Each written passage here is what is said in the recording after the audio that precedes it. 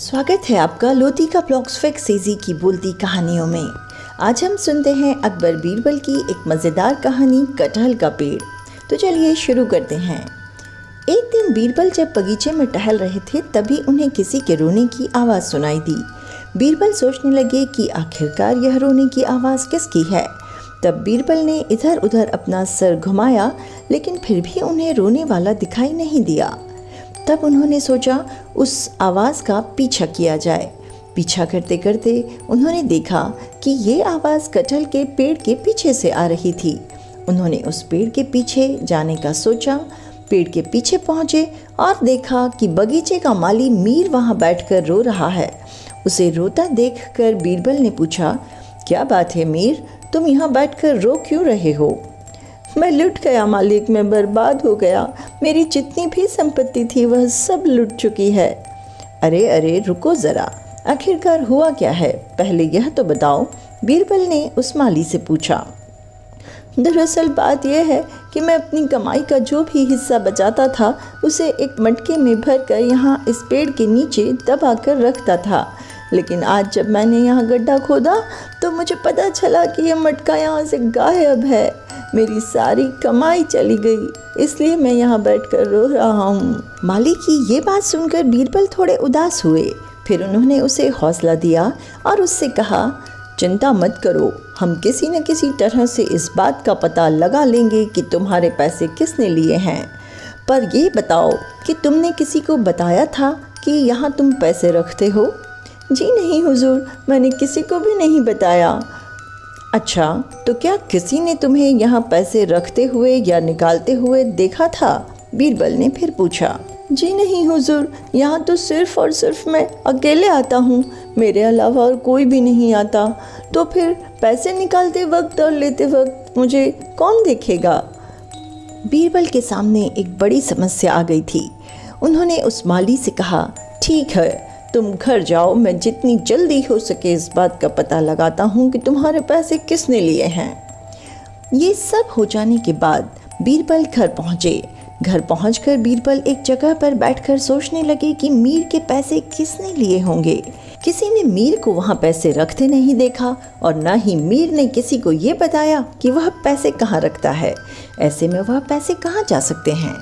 ये सोचते सोचते अचानक बीरबल के दिमाग में एक बात आई और वह उठकर बादशाह अकबर के दरबार में जा पहुँचे। दरबार में जाकर उन्होंने बादशाह को सारी बात बताई। फिर बादशाह ने कहा, अच्छा बीरबल, ज़रा बताओ कि तुम इस बात का पता कैसे लगाओगे? ये जानने के लिए मुझे सारे मंत्रियों से कुछ सवाल करने होंगे, बीरबल ने कहा।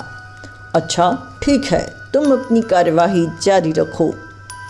इसके बाद फिर वहाँ मौजूद सारे मंत्रियों से बीरबल ने पूछा, क्या आप में से किसी ने इन दिनों किसी वैद्य से किसी भी तरह का इलाज करवाया है क्या? तभी एक मंत्री खड़े हुए और उन्होंने कहा, मुझे कहने में थोड़ी शर्म आ रही है, हाँ मैंने कब्ज़ का इलाज करवाया था एक वैद्य से। तब बीरबल ने उनसे कहा, क्या आप उस वैद्य को यहाँ बुलवा सकते हैं? हाँ हाँ हुजूर, वो पास ही रहता है, उसको अभी बुलवा लेते हैं। इसके बाद उस वैद्य को सभा में बुलवाया गया।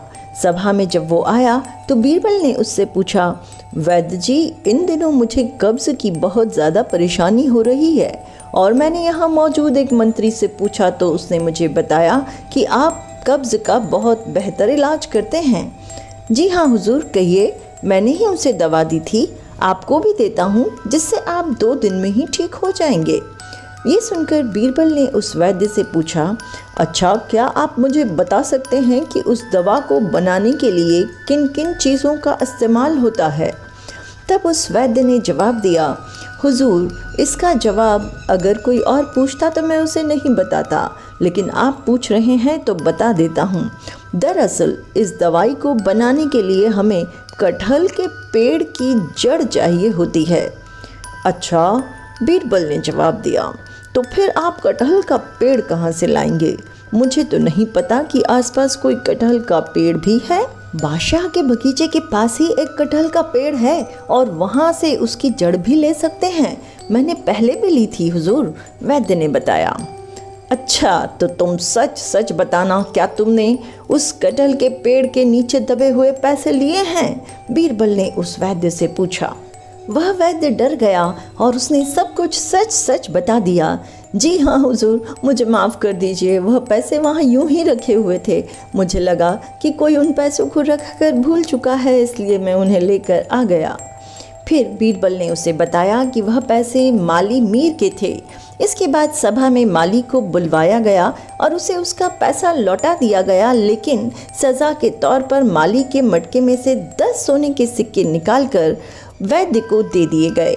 बीरबल ने ऐसा इसलिए किया क्योंकि माली ने पैसे ऐसी जगह रखे थे जहां से उन्हें कोई भी उठा सकता था, इसलिए उसे एक सीख देने के लिए 10 सोने के सिक्के कम कर लिए गए। यह सब हो जाने के बाद बादशाह अकबर ने बीरबल से पूछा, बीरबल, आखिर तुमने इस बात का पता कैसे लगाया कि पैसे वैद्य ने ही लिए होंगे?